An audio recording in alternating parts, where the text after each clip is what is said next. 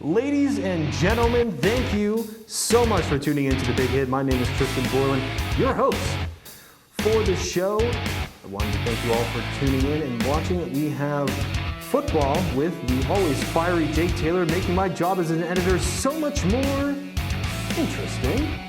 And we also talk MLB with Kyle. So thank you all once again for joining me, and I will see you later in the show.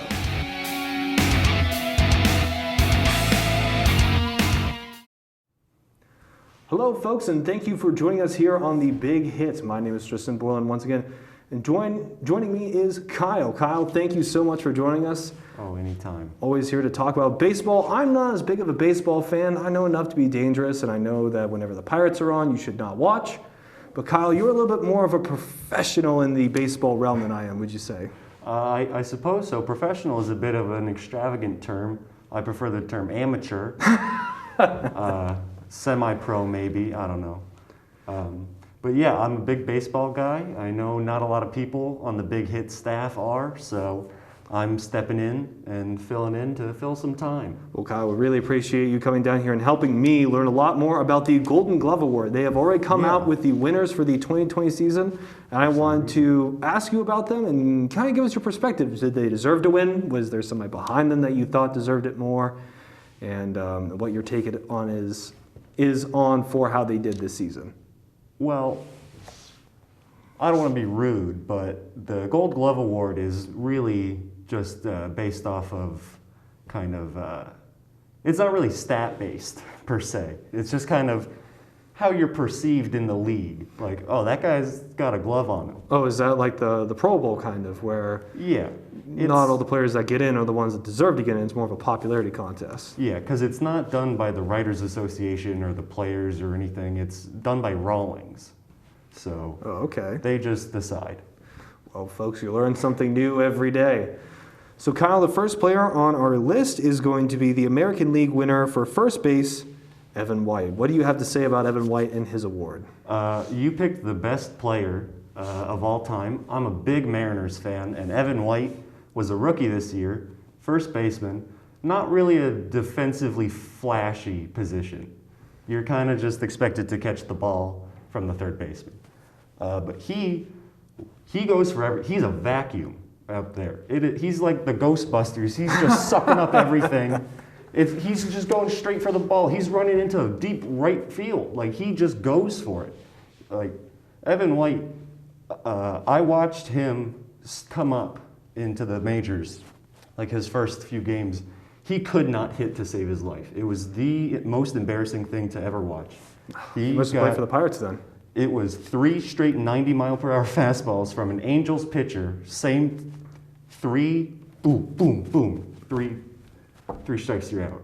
Embarrassing. Very embarrassing. So would you say that he definitely has kind of grown up and grown into the stature of being a professional baseball player? Yeah, he eventually got up to like 240, I think. Okay. So not exactly first baseman batting numbers, but he's got definitely Gold Glove potential. So flipping over to the other side of the league, the National League winner is Anthony Rizzo. Yeah. What do you have to say about Anthony Rizzo and his award? Anthony Rizzo is like 30. Okay. This is a reputation award. You know, I mean, who else are you really going to give it to in the National League? Freddie Freeman, I guess. But he's probably going to win the NL MVP, so they don't want to stack him up too much with awards. Maybe. Oh, I see. So when that is up for first base, do you have any last comments to say about those positions? Any players that you felt probably were a little bit more in the running than those two, or are those two pretty locked in the sense? No, first base is not a position where you're like, that's a Gold Glover. Oh, okay. So the farther down we get down the list is probably where you're going to get a little bit more argumentative about them. Well, the middle infield and the outfield more so. Oh, okay. So for second base, the AL winner is Cesar Hernandez from the Indians. Do you have any comments about Cesar Hernandez? Don't know quite much about him? I have no comments on Cesar Hernandez. I guess, as you said, it's really... I know he was traded to the Indians. I don't remember who he was traded from, but I know someone's upset. Oh, he was traded from the Phillies. He was traded from the Phillies, and that's a perfect move from the Phillies because they're dumb. So Fair enough. He finished with 6 defensive runs saved and a career best 0.8 defensive WAR en route to taking home his first career Gold Glove award. So, as somebody who is a little bit outside the sphere of baseball, could you maybe explain to me and the viewers at home what WAR stands for? that is wins above replacement.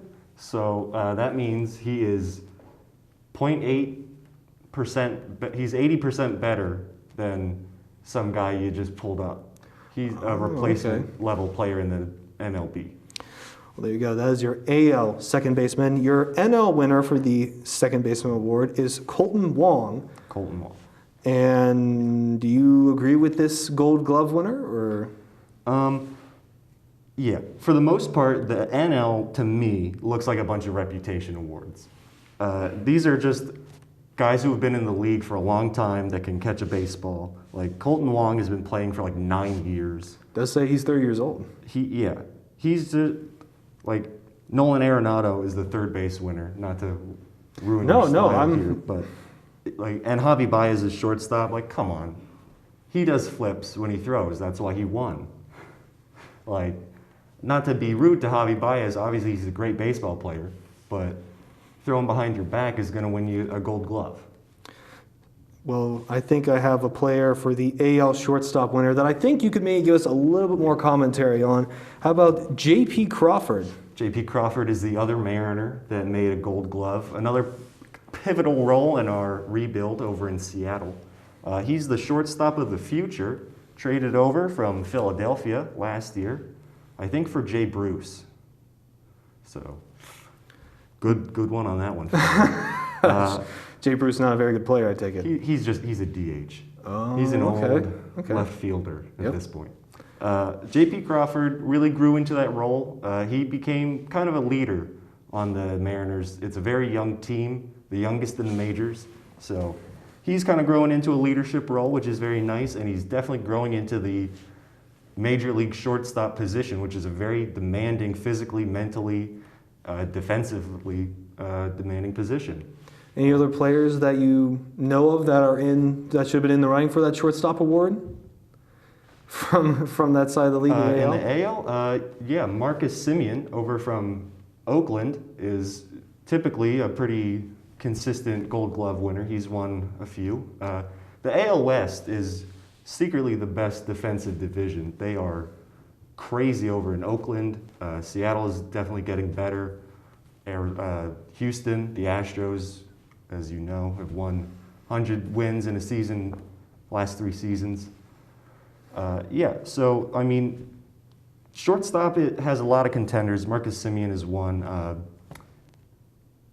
Okay. Well, they have Kiner Falefa over on the Rangers as a third baseman, but he plays all over the field. Oh, okay. He's one of those players that's a jack of all trades. A utility man, yeah. Okay. Yeah. So I see here for your NL winner, I have Javier Baez, but you didn't think that was much of an award for Javier. Do you not think that he is really one for a Golden Glove, or was that just a name that they were just like, this will fit on the plaque? I just don't really know who else you're going to give it to in the National League. I mean, Corey Seager, but he's more of a bat. Okay. Seen more as a bat. Like, he's obviously a 5-tool player. He won the World Series MVP. He's in the running for the NL MVP, I think. But he's probably, I mean, Javi Baez is just, like, he's your defensive, outstanding player. Okay, I see that. Now, moving on to our third baseman, which I think you mentioned our NL winner, but how about the AL winner? You're going to have to help me with this one a little bit. Isaiah Kiner Falefa. Thank you. Yeah. Definitely stumble on those names. I watched him on the Rangers when the Mariners were playing, and the Mariners swept them twice. But Kiner Falefa stole a lot of base hits, and it was very frustrating. And that's what a Gold Glove winner is. To me, it should be a player that you don't want to see on the field. And for me, that was Isaiah Kiner Falefa, because you'd see a 112 exit velocity off the bat straight into his glove. It was crazy. He just knew where the ball was going to end up. That's insane. I've taken that is not a player that you would argue about the whole Golden Glove award, considering he's 25 and it's his first Golden Glove in his career. He passed the eye test from me, I would say. So you have Nolan Arenado? Arenado, yep. God, folks, I got that one. So it says, surprise, surprise, Arenado claims his 8th Gold Glove in as many big league seasons. I take it he's been here for a hot minute. He's been here for 8 seasons. Is that a lot? Whenever I think of 8 seasons in like the NFL, which is more of my bread and butter, folks, I don't think 8 seasons as being that many. It's not. You need 10 to get the union package. Okay. I don't remember what it's called, but you need 10 to get into it. Okay. So you're like 10 is expected to be like standard. You're pretty good, and then after that is just gravy. Okay. So, but like the most Gold Glove winners, the player with the most Gold Gloves at third base is Brooks Robinson with 16. So Okay. you can, and players have played for more than 16 years. Willie Mays played for 22. So I mean, you can get up there in the years, but 8 is not a lot. I was going to say, you made it sound like it is a lot. Is Arenado a very common Golden Glove winner then? Yes. Yeah. So is that because he's good, or is he Yeah. one of those players that you say because he is? Oh no, he's a name? good. I mean, Okay. it's at the point with its reputation. I mean, it's like Mike Trout for MVP. I mean, he doesn't really have to stand out for you to be like, yeah, he's probably an MVP. You know, because a regular season for him at this point is a Gold Glove caliber season for a regular guy, a replacement level player. So now we're getting into your outfield players that I know that you were just talking about are more of the players that you will have some arguments for when it comes to who deserves it and who doesn't. Yeah. First, the AL winner in left field, Alex Gordon. I can pronounce that one. From That's an Kansas easy City. one. Alex Gordon, of course, the left fielder for Kansas City back when they went to the World Series twice, losing once and winning once against the Mets. Alex Gordon, he retired this year, Okay. actually. So could it be a parting gift from Rawlings? Here's a Gold Glove. He was a Gold Glove winner. He was one of those guys. Left field, I mean, it's left field. What are you going to do? Oh, I see. And then for the NL, you have Tyler O'Neill from the St. Louis. St. Louis Cardinals. Okay. Yeah, I don't know who he hit. I don't know him. Oh, okay. So is he one of those players that it's just kind of you don't know? I don't like the Cardinals, man. Oh, okay. I don't That's fuck with what the it is. Cardinals. Oh, Pardon my okay. French. We'll just leave that on editing. So when it comes to center field, we have the AL winner, Luis Robert. Luis Robert. Oh, my apologies. Well, technically it's Luis Robert, but he's been telling people just say Robert. Perfect. I appreciate that. He was commonly in the conversation for AL Rookie of the Year over on the White Sox. They kind of had a narrative going. They were going to break their not break their curse. They were just going to go to the World Series. They were the favorite for the AL Central. They were going places. Then they lose in the first or second round of the playoffs. Real good job. Fire their manager. Hire an 88-year-old dinosaur. Good job. Perfect. Good idea. That's, for any sport, that sounds like a real winning recipe for getting back into it. Hire a guy you had in the 80s. Yeah, okay. But Luis Robert, yeah, he's a stud. Definitely a stud. I personally also like Kyle Lewis, the rookie center fielder on Seattle. He's a highlight reel you should look up. Definitely going to do that. Luis Robert is definitely a fair pick. I mean, it's kind of a coin flip. So then when it comes to your NL winner, Trent Grisham. Grisham. Yeah. Got it the first time. It says tied for 4th among all big league outfielders in outs above average metrics, which is a 6th in his debut season for the Padres, so he's a rookie? Yeah, apparently, I don't know. So, have you heard of this kid before? No, I thought the center fielder for, I was thinking of a different rookie for the Padres. Oh, okay. I thought he played center field. So I'm taking it that this is not one of those players where there wasn't really anybody else, so they just kind of gave it to somebody. NL center field, maybe. I mean, you got Mookie Betts, but he plays right field. I thought he played center in Boston, but I guess could be not. wrong. But I mean, Cody Bellinger, but he's more of a bat, right? Okay. Center field in National League is kind of more of a bat, I guess. Okay. I don't really follow everyone in the National League.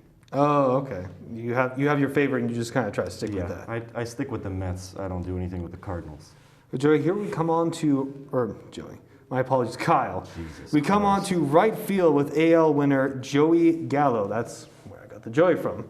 from the Texas Rangers.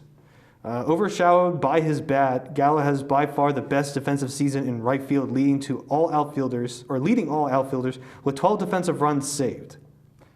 I believe it. He is also, him and Isaiah Kiner-Falefa made the Rangers not that fun to play, but I mean the 7 wins in 7 games made them very fun to play. But yeah, I mean he is really one of those. This season especially, he just had one of those seasons where he's just getting it. He's getting the ball, getting under it, and he's throwing you out. And then for your NL winner, you have a player that you already mentioned before, Mookie Betts. You have the most obvious pick in the history of picks. You have Mookie Betts. I mean, what do I have to say about Mookie Betts? Well, may you explain to me why is he such a stud? I don't follow baseball. I mean, it's hard to put into words. He's just that good. Yeah, I mean, he can. He just finds the ball. He plays the entire field. He knows baseball in and out. He can run he can run very fast. And he can throw you out from right field on third. He can throw you out at home. He can throw you out at second. He'll throw you out anywhere, and he'll catch the ball in left field if he's in right. He'll just do it all. Speaking of throwing people out, next up is the catcher position. AL winner. This is one that I have heard of, Roberto Perez. I knew it was Perez. From Cleveland. Perez is another phenomenal year behind the plate en route to his 2nd straight Gold Glove award. You have any comments on that? Well, what does a Gold Glove for a catcher mean? He's catching the ball every time, I would hope, right? Maybe it's steals. It's probably throwing guys out and plays at home. So, the Indians' backstop led all AL catchers with 6 DRS after pacing all MLB catchers with 30 DRS in 2019. Defensive runs saved. Okay. So that means he's doing something for the defense. All right. What it is, maybe framing. I don't know if they include pitch framing in that. I mean, Gold Glove. Okay. Do not ask me about Gold Glove for pitchers, please. You got it. That is a joke. Yep. So then I guess for your NL winner, Tucker Barnhart. Another players that you don't quite know? Some goober on Cincinnati. What? Tucker Barnhart? Who is this? Where are they finding these guys? I guess it's just another one of those scenarios where they pick up players that you don't know, but they don't have anybody else to pick. Yeah, I mean, I guess so. I mean, he's winning a Gold Glove. I'm assuming he's good. I got to assume that. I can just say, watch for him next year, Watch out for him next season. He's clearly doing something right. He might be one of those guys to watch if he's won his 2nd Gold Glove. That was the other guy. Well, speaking of things to watch, folks, unfortunately, that is it from Kyle and myself, Tristen Borland, here on The Big Hit. But don't go anywhere as we have more sports coming up next here on IUP-TV's The Big Hit. Hello, folks, and welcome to The Big Hit. My name is Tristen Borland, and I actually do not have an interview this week, but I do have the one and only Jake Taylor on with me to talk about the NFL. Jake, we are over halfway through the NFL season. Week 8 was both amazing and awful in its own unique ways. At this point, I think it's appropriate for us to start talking about the season-ending awards, but with it only being halfway through, maybe we should talk about who would get it if the NFL ended next week, because that's possible with COVID true. Right now. That is very true. So, Jake, the way this is going to work, I'm going to go through the awards list, and I want your pick and why that is. All right. Are you ready? Yes, sir. All right. So first, the most obvious is the season MVP. Jake, if the season ended today, who would be your league MVP? Exactly what you said. It's pretty obvious. I think Russell Wilson is right up there. I think Russell Wilson was the MVP for years to come now. I mean, check out the pen.org. Hot take Jake just has. Russell Wilson issued today if you were to start one NFL franchise with one player, Russell Wilson is that guy. I mean, if you just see now, it's evident the media is huge with pushing the state for MVP. So now the media attention's finally on Russell Wilson, which is good because, us people that love Russell Wilson, it's impossible not to love Russell Wilson. But he's 6th in the league in passing yards, 1st in passing touchdowns. He has a 5-touchdown lead on Pat Mahomes, who's 21 touchdowns this season.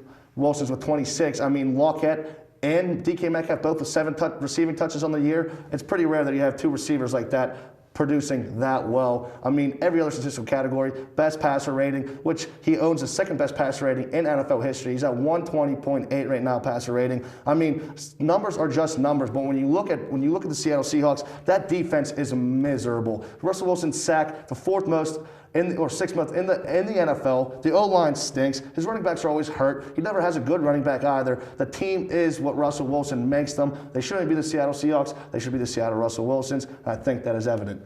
Absolutely. Are there any other quarterbacks that you would maybe throw into that mix? One that I've definitely thought about would be Aaron Rodgers being one of those quarterbacks, and Patrick Mahomes, but do you think that they even have a chance of catching up with Russell Wilson? That's a good question. I definitely think Aaron Rodgers does, specifically because of that case we just made for Russell Wilson, where he doesn't really have a team around him.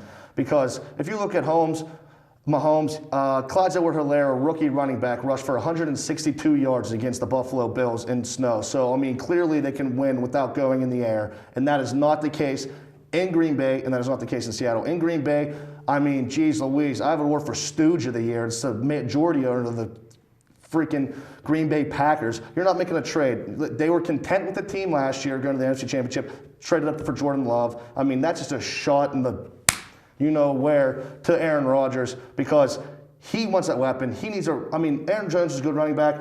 He's hurt. He's fluctuating injuries. So we're going to see the real test of time coming up here, playing some good defenses for Rodgers, but he can sling that ball, and he wins games without Devontae Adams in there. So definitely number 2 MVP race has to be Aaron Rodgers. Especially considering how, I guess we could argue that Aaron Rodgers is fighting for something. Like, don't get me wrong, Russell Wilson wants that MVP, Patrick Mahomes wants that MVP, but Rodgers wants to prove that he is still here and he's still in it to win it. Some people are saying that he's following that Brett Favre path. Yeah. What would you say about that?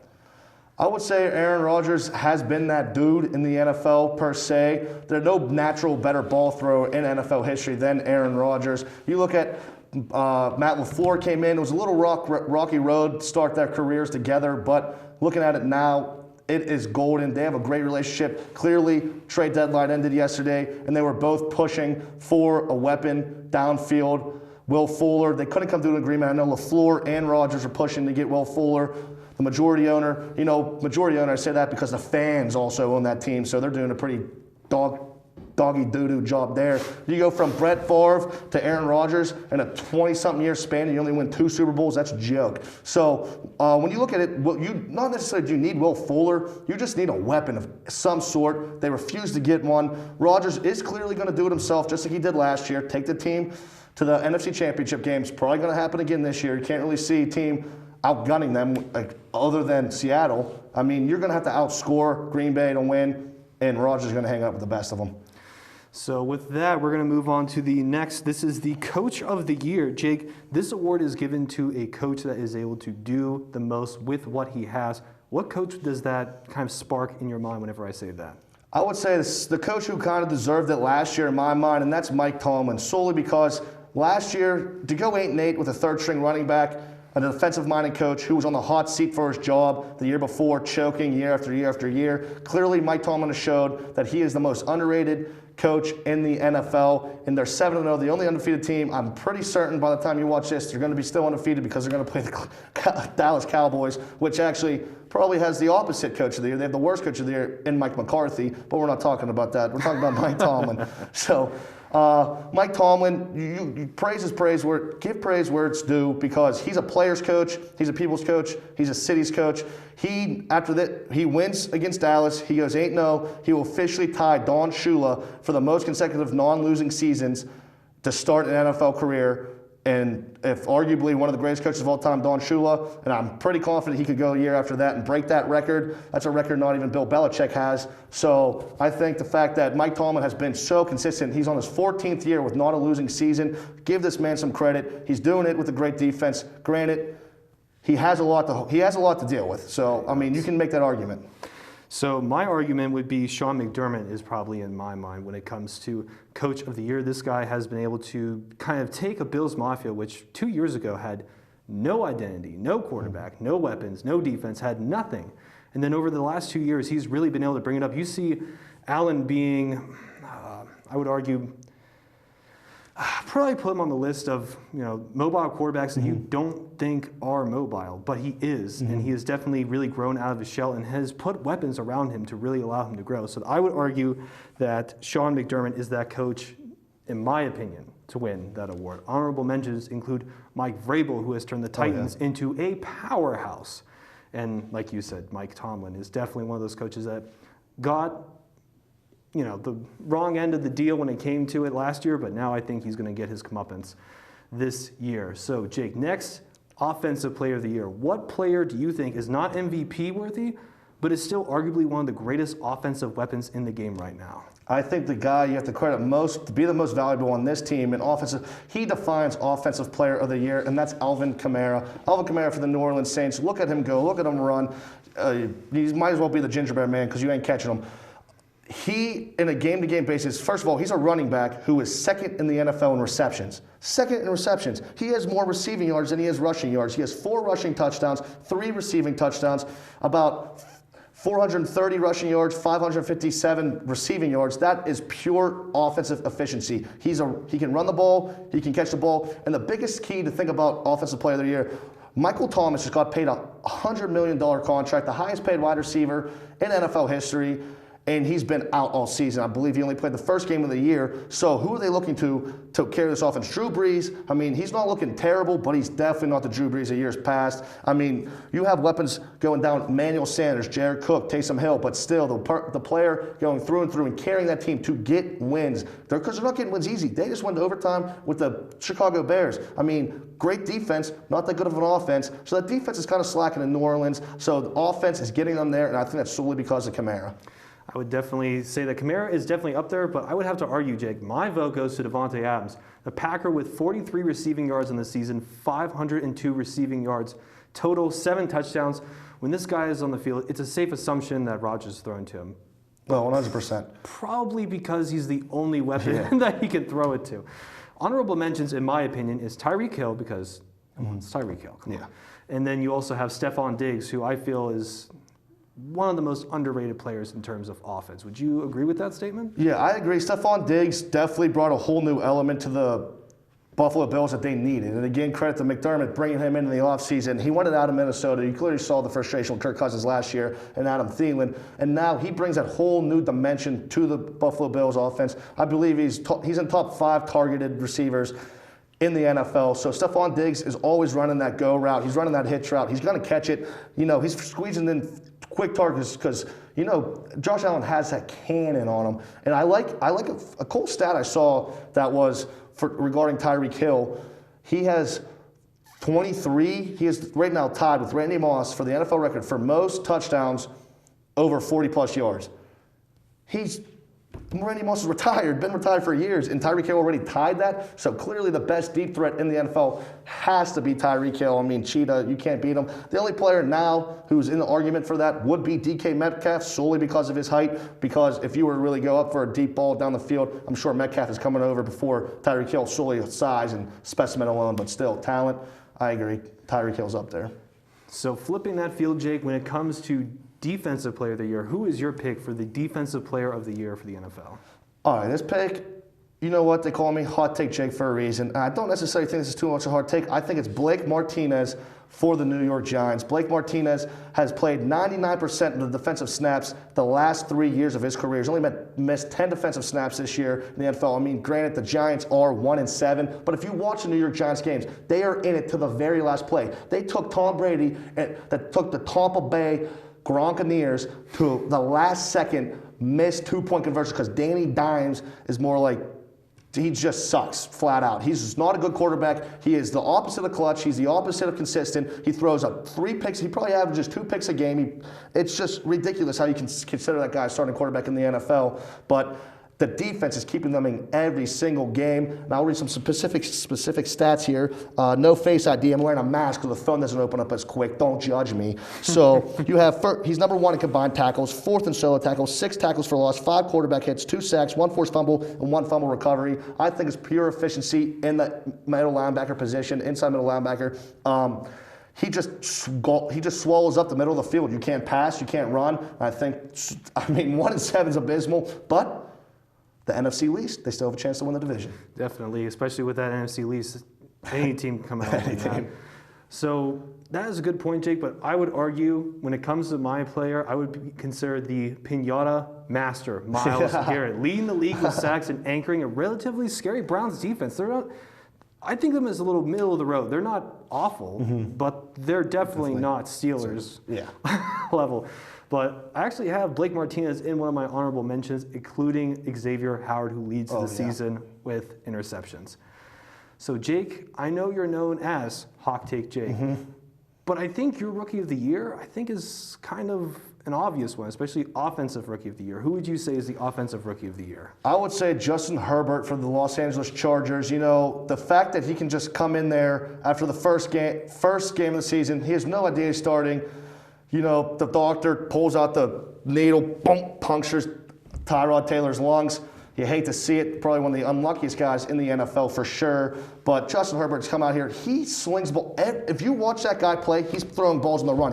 He's passing a deep ball, arguably just as good as Rodgers and Wilson. He can heave that ball down the field. He is granted, some players, some people around the NFL are saying he's a little bit of an introvert. He's not that good of a leader. I find that BS. They have blown a 16-point lead, a 16-point lead, a 17-point lead, a 21-point lead. I mean, I really wouldn't put that on Justin Herbert. I mean, granted, if your defense isn't blowing double the biggest leads in NFL history, they're probably the NFL record. The last 3 seasons, the Chargers have the most one-point losses. Every game is almost decided by 1 point, 1 to 3 points. So the fact that you can have Austin Eckler go down, and that's your main guy. You just paid him a lot of money for being a dual-threat running back, catch the ball, run the ball, and Justin Herbert comes in here out of nowhere, and he's really stealing the show. He can run, he can throw on the run, he can stay in the pocket. Keenan Allen, Mike Williams, Hunter Henry, those are downfield threats, and clearly the points he's putting up is astonishing when you look at the fact that they're losing games because the defense and Anthony Lynn just don't know how to win. Reminds me of the situation that Russell Wilson's in, where he's good. He is very good. But Russell Wilson is good enough to keep his defense, kind of in the game at all times. Herbert's not quite there quite yet, but I see what you're getting at. I would argue, though, I have a different bit of a take. I would say Rookie of the Year, Cowboys receiver, CeeDee Lamb. This guy has 40 receptions, 524 yards, and 2 touchdowns. Not that big, but I think he's more of a possession receiver, not so much an end zone threat. I doubt that with Ben DiNucci as the quarterback for the Cowboys, that he's going to be in that running for much of the year. But I just didn't want to copy you with Justin Herbert. I thought you were going to go with Joe Burrow. Is there a reason why you didn't go with Joe Burrow? I would say, looking through and through, Justin Herbert is just putting on more of a show. Joe Burrow comes into the NFL, and Joe Burrow is going to be a great football player, but pure points and pure offensive efficiency, I think it's clear that you have to go Justin Herbert because he went blow for blow, and maybe, I would say in that game against the Kansas City Chiefs, outplayed Mahomes. Mahomes, they had to go into overtime. Mahomes didn't look like himself, and Herbert looked like a 6-year veteran in the NFL. I mean, obviously Burrow is in arguably the worst team in NFL history, the Cincinnati Bengals. So it's tough to win there. You look at players like Carlos Dunlap just requested a trade. They got traded to the Seattle Seahawks. But Burrow, I think he has A.J. Green. I mean, Burrow's good, yeah. I think that's just a clear-cut answer. I think the fact that Herbert didn't know he was starting, Tyrod Taylor was starting, what do you know? He comes in and he carries himself like a first-round overall pick. One of my honorable mentions, Jake, would have to be Jerry Jeudy, the receiver for the Broncos. Do you agree with that as being one of the honorable mentions? Definitely. I think that's a good downfield threat as well for Drew Lock. I mean, granted, they went through injuries. Drew Lock's out for 4 weeks, which stinks. And they have a tough schedule. Another team in the AFC West with the Kansas City Chiefs and the LA Chargers. So, I mean, look out because that division may be taking the reins for the top division, the AFC, come about 4 years now, when Baker's out of the league, Ben's out of the league, Lamar's probably dwindles down. So Burrow's going to be running that division in the AFC North, but I still think Drew Lock, Jerry Jeudy, Mahomes, and Tyreek Hill, and then Herbert and Keenan Allen will probably be running the league, running that division soon. Absolutely. And when you think about it, you have to flip now to the other side of the field, Jake.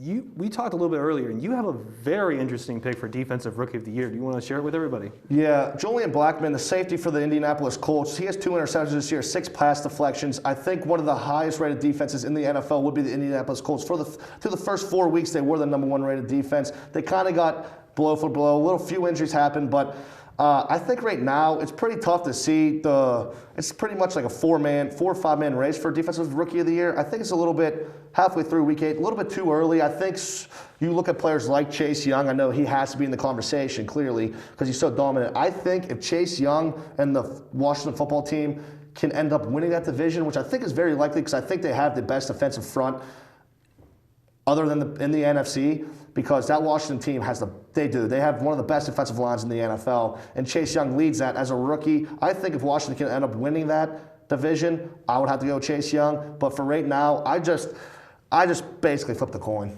Absolutely, and I was going to say a player that when you keep talking about players that just seem to come out of nowhere and just seem to blow everybody away. Nobody talked about. Did you hear about Patrick Queen before the draft? No. He was kind of off my radar for the longest time. He has been lights out for the Ravens, being a rookie linebacker and just being a fantastic. A lot of people have titled him as being an enforcer because he seems to have that downhill running speed. He does seem to struggle just a hair in terms of pass coverage, but all in all, he seems to be a very fast, powerful, and smart linebacker. You cannot forget how smart and intelligent these football players are.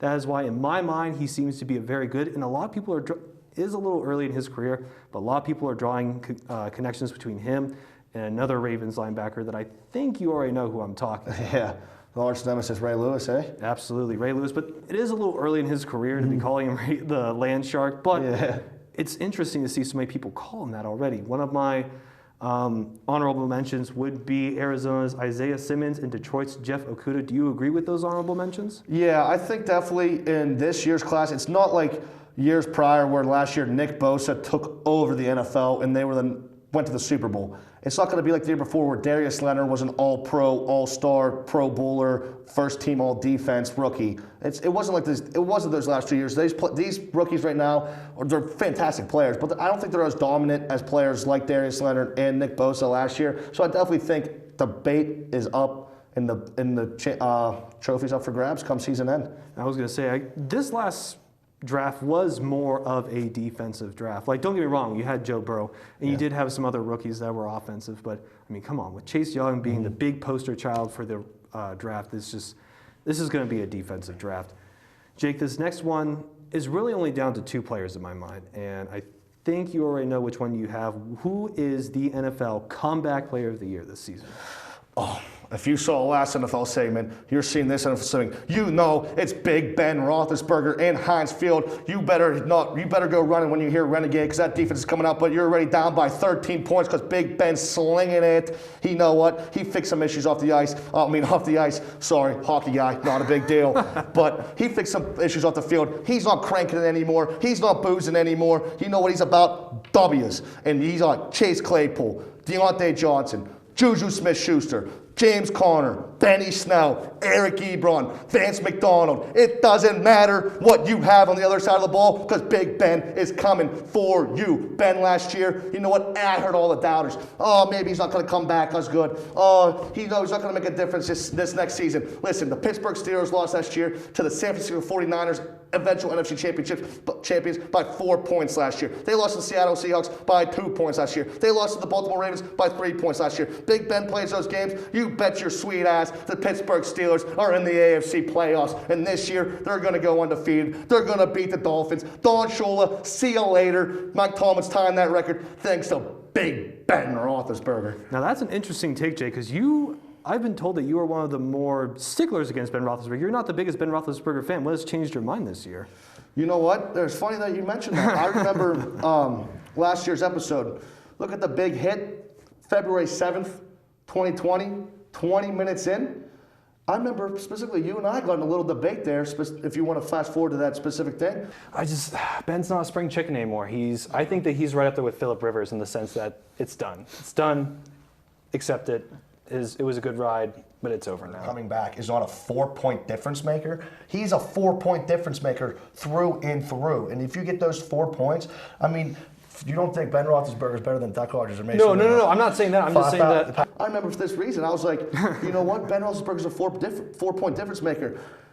I remember you were saying, oh, maybe he doesn't have it. He's not a spring chicken, quote, a spring chicken. Yeah, but exactly. Coming back now, I'm telling you, maybe he wasn't. But you know what? He stopped watching porn. He stopped drinking booze. And now he's slinging it, baby. And do you think that might have helped? So how much do you know about the surgery that went down for Big Ben?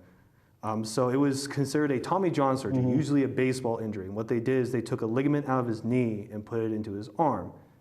Do you think that with the leg, I know this is getting a little technical, but do you think with that tendon coming from his leg and into his arm that that's made a big difference? Or do you think that it's really not, that's just what Big Ben does? Yeah, I think Big Ben's probably one of the grittiest quarterbacks that we've seen in a long, long time, maybe of our generation. You know, he's always playing injured. Maybe he's soft, maybe he's not, but you can see he's not as mobile. But I think the biggest thing about Big Ben this year is before the game, you know, he's got that IV hooked up, Heinz ketchup ran through his blood.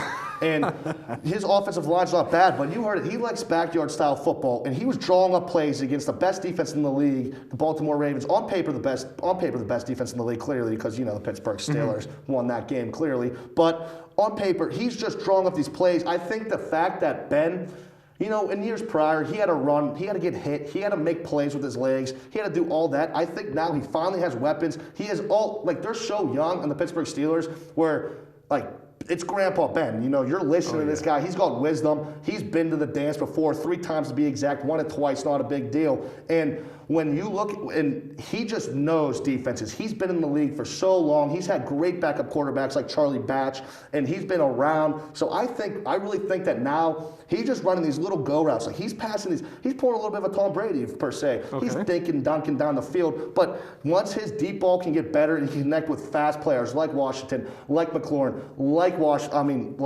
Claypool down the field, I think it's game over. I think as long as he can keep practicing and getting into the swing of things and master that deep ball, he'll be fine. But Steve Wisniewski, defending Super Bowl champion, just came back off of injury. So I think that offensive line helps a lot because definitely ligament out of the leg, into the arm, it could help his running ability, yeah. He's clearly not as mobile as he used to be. I was going to say, that might be a little ticky-tacky on my side, but I have to ask. So the other player that you have to think about whenever it comes to comeback player of the year is Alex Smith. He's really the only person I can think of that's still in the running for it. With that awful injury where his leg just snapped like a stick, and then after the surgery, he had a necrotic bacterial infection that ate away most of the cells on his leg. Not just skin, muscle, tendon. My apologies to all the squeamish viewers out there. Including me, but to pass out. So why is it that you picked Ben over Alex Smith? I think Alex Smith, great story, great comeback story. That is fantastic for sports medicine. That's fantastic for human perseverance and will, an athlete will. But when you look at it, he played a few snaps, finished the game out, and he was, what would you say? He looked like a newborn deer. He was just hopping and skipping and jumping around like he didn't really know how to really handle that leg in an NFL game, which obviously, I mean, you have these big boys coming at you to try to knock your head off. So clearly that's reasonable. But I think with Big Ben, for that reason, where Steelers are 8-8 last year, everyone's like, oh, maybe Ben's not going to come back. Oh, if Ben comes back, how big of an impact will he make? They're 7-0. They're probably going to go 8-0, 9-0, 10-0. Thanksgiving night's going to be a big game with the Baltimore Ravens. But other than that, I can't see a team giving them a run for their money besides the last game of the season when he's sitting on the bench and they're playing the Cleveland Brownies, who still might lose because that happens all the time in Pittsburgh and Cleveland. But I think solely just because the doubters last year probably have to say, oh, maybe Ben has a year in him. Just a year. Like I said, Jake, you definitely called me out. I do remember the episode. I did say that Ben was done, and I was actually interested. So Ben keeps talking about that he has it more, like he doesn't plan for this to be his last year. He plans for it to be 2 or at least 3 more years. Do you agree with that? If he wins this comeback player, do you think that helps bolster him to think that he can still do it? That's a great point. I think if they win the Super Bowl, he's retiring. I think straight up when he wins, he's done. I think he understands now how much young talent he has. I think he understands how good his offensive line is. And I think he understands how good that defense is. Because, you know, they're going to have to pay Bud Dupree. They're going to have to put Mike Hilton needs paid. All these players in the defensive end, exactly like you mentioned last year, like there's probably a window that is very, very close. You know, Big Ben probably doesn't fit through tight spaces very easily. But that's definitely fair. Very good. So I think that if he wins, he's done, but I would like to see a quarterback come in and learn behind him, not a Patrick Mahomes, because that's completely rare and once in a lifetime, but I'd like to see a quarterback come in and learn it behind Ben. Granted, if we're going to go at least lose a game or two, we're not going to have anywhere near an impressive draft pick, so that's probably not going to happen, but I don't know. I think Ben's got it in him. I think he's got the will. I don't know if he's got the actual skill on the field. So, Jake, unfortunately, this last award that I want to go over with you goes to the NFL.com Fantasy Player of the Year. This award goes to the player that scores the most fantasy points out of the season. I think you already have a pick for that, so let's hear it. You know what? I'm going to pull a little hot take here, and I'm going to say the Fantasy Player of the Year that's going to win you your fantasy championship is going to be Antonio Brown. He's a sleeper pick. You pick him up. You might be in there. You might be 500, a game above 500, a game behind. You're trying to fight for that championship, trying to make the playoffs, but the player's going to put you over the edge. Antonio Brown, because he's going to be killing it. Chris Godwin's a little bit hurt, and I know Brady will just feed him. You saw it in New England. They played one game together. He just fed Antonio Brown the ball. Granted, you can say goal line, it's going to go to Mike Evans or Gronkowski, which is completely fair because it probably will, but there's no player that can make himself as open as AB. The only player that can do it as well is, in fact, Devontae Adams, and he's got Aaron Rodgers. So clearly, these two players are comparable. I think AB is going to be that fantasy player that puts the team over the edge, which ends up giving them the key push. I'd say for sure. I thought you were going to go with a player like Patrick Mahomes, but I'm glad that you went off differently. It makes for far much better TV. So, folks, unfortunately, that is all the time we have for today for our NFL Awards for Week 8 edition. My name is Tristen Borland, joined by the always fiery Jake Taylor, and we both hope that we see you again here on The Big Hit. Folks, thank you for tuning in with us. Once again, I hope you all enjoyed today's show. And make sure you tune in again as we have more sports here on IUP-TV's The Big Hit.